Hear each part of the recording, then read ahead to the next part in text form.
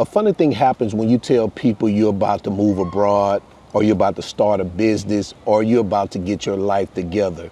You are expecting a standing ovation. You're expecting the people you love to say, good for you, go chase your dream. But for the most of you guys watching this, that is not what happens. Instead, you get the cold shoulder, backhand compliments, and you get comments like, oh, that must be nice that you can run away from your problems, or the compliment that, hey, don't forget where you come from. But I'll say this, most people don't actually hate your move. They just hate the fact that you made one. When I left the United States and moved to Santo Domingo, I wasn't trying to prove anything to anyone. I wasn't trying to be different. I wasn't running from anything. I was trying to live aligned. But the moment you stop talking about change and you actually do it, watch how that energy shifts. Not for everybody, but some people, watch it change. And I had to understand, why do people feel this way? Why are you mad at me for trying to build my life?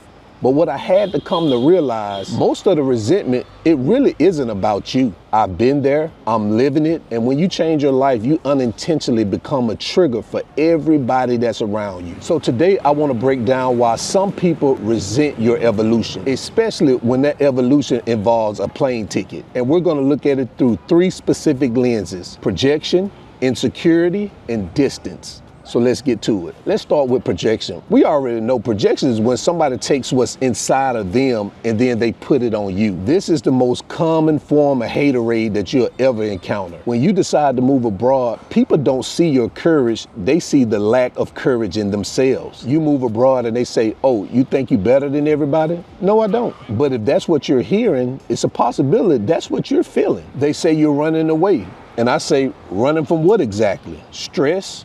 Being overworked, a system that doesn't align with my values currently? Are you saying this because you don't have the courage to step outside of your comfort zone and do the same? Because that's what I'm hearing. Let's be honest, a lot of people say they want freedom, but most don't reorganize their life in order to obtain it. So when you do, it forces them to confront their own hesitations. So instead of them saying, I'm scared to make a move like that, it comes out as, it won't last, you'll be back, it's not realistic. And all that is projection. Because when you do something radical like moving to another country, you know what that does? It invalidates the excuses of people as to why they're staying comfortable. Because if you can do it, their excuses like it's too hard, it's too expensive, it starts to look like a choice. And people hate to realize that their stagnation is simply just a choice. Because if my move works, it makes them look uncomfortable. But I'm not moving to make them look uncomfortable. I move because staying felt more uncomfortable. So now let's talk about insecurity.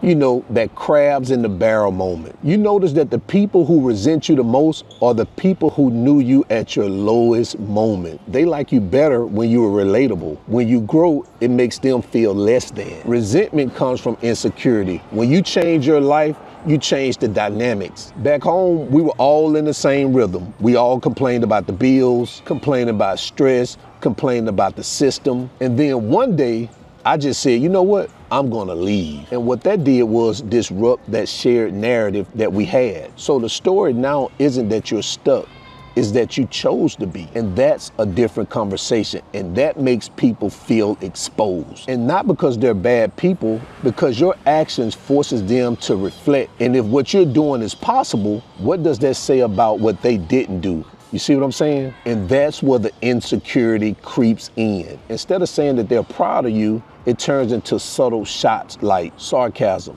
doubt, and as I mentioned before, those backhanded compliments. But here's the confrontational truth.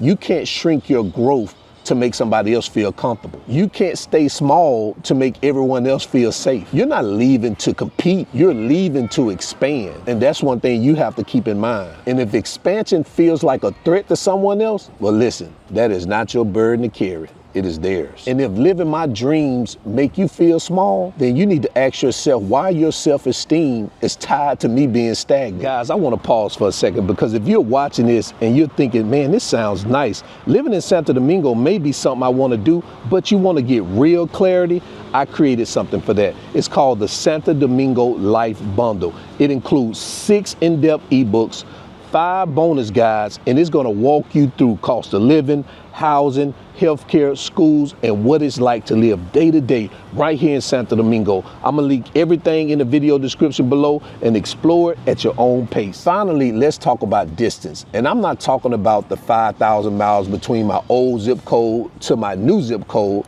I'm talking about the gradient of experience. When you move abroad, you are forced to grow 10 times as fast. You're solving problems, you're meeting new cultures, and you're stretching your brain every single day. Meanwhile, back home, everything is still remaining the same. Same Friday night bar, same office gossip, same old complaints. And resentment often grows because of this gap. They can feel you pulling away emotionally before you actually pull away physically. They resent the fact that they can no longer access you like they used to. And I've seen this over and over and over again with me. Because I don't want to talk about the same old conversations, I don't want to hear the same old stories. And I can see where some people don't really vibe with that when it comes to me, because I don't want to hear some of that shit you're talking about. It doesn't involve growth. It doesn't involve getting money. Why in the world do I want to talk about that? So the hard truth is distance acts as a filter, and it filters people out there who are only your friends because of your convenience. And it keeps the ones who are your friends because of character. Because if someone resents you because of distance, they don't value your journey. They only value your proximity. They didn't want you, they just wanted the body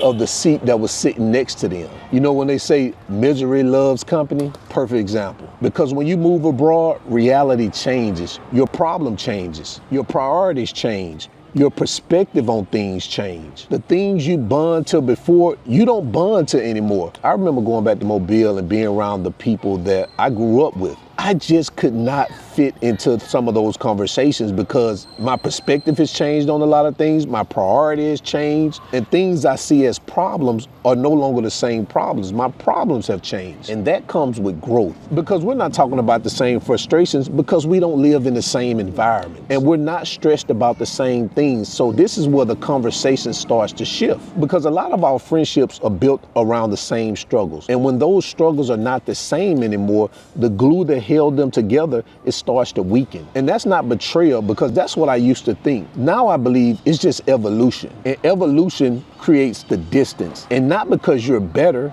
but because you have become different. And keep in mind, not everyone is meant to walk with you in the next version of your life. And when we've had friends for so long, that uncomfortable truth is hard to admit, but it's true. Listen, moving abroad is hard enough, dealing with the language, dealing with the bureaucracy, dealing with a new culture. And you don't have the emotional bandwidth to deal with somebody else's resentment and carry that around as well. Here's how I think. If losing friends because you're improving your life, guess what? Let them go. It's a natural part of the process. When I moved abroad, some people thought I was crazy. They thought I was irresponsible. They thought I was trying to escape something. And some quietly hoped that I failed. And some of y'all still out there that wants me to fail. I know you dirty, low down mother. Shut your mouth. But because if I failed, it would validate their reason for staying. And that's uncomfortable to say, but it's real. If I went back to the United States broke and stressed, it'll make everybody feel safe again. But I haven't been back, but I didn't go back. And God willing, I don't have to. And that's gonna change the narrative. So if you felt the shift in energy when you changed your life, here's what I want you to understand. You didn't do anything wrong. You just disrupted comfort, because disruption feels like a threat to anyone that's comfortable. And one thing that people won't admit is that moving abroad or living abroad, it isn't easy. You pay a high social cost. But I'd rather be lonely in a new country for a while than to be surrounded by people who love me only because I'm playing it small. So remember this, when you change your life, you change three things. Some people get inspired, some people get uncomfortable, and some people get distant. And all three are normal, but you can't stop evolving just to maintain approval from these people. Because approval doesn't build peace, being aligned does. I didn't move abroad just so I can prove a point. I moved abroad to change my life. And if that makes you feel uncomfortable, fuck it, live with it. Because I'm not living misaligned to make people feel better about themselves, because that's the real failure. So let me leave you with this. If you're in the process of changing your life right now, and you're serious about making a move just like I did, but don't make the move emotionally, but move strategically, that's why I built tools that I talk about on this channel. If you're still in the planning phase, use my DR cost of living calculator. Run the numbers, see what your real life expenses would look like living here in Santo Domingo or the Dominican Republic in general. Not on vibes, not on assumption, but real math. Because as I always say, clarity removes the fears. Now, if you're thinking bigger than just relocating and you're thinking ownership, you're thinking long term, you're thinking generational, then you should look into investing in real estate here. I work directly here with the real estate on the ground. Her name is Milta, and we don't push hype. We walk you through actual opportunities here in Dominican Republic. Because if you're gonna change countries, you might as well think strategically while you're doing it. All the links for this are below. Just use whatever serves you. Because changing your life isn't about proving a point. It's about building something that you're aligned with. So if you're ready to grow, it's time to grow wisely. So until then, guys, always remember, keep your goals at the forefront of your mind. Always live in the present, because that's the only way you're gonna live your best life. And I'm out. Peace. You both got my best life, yeah. You both got my best life, yeah. Something you and me, oh. You both got my best life, yeah.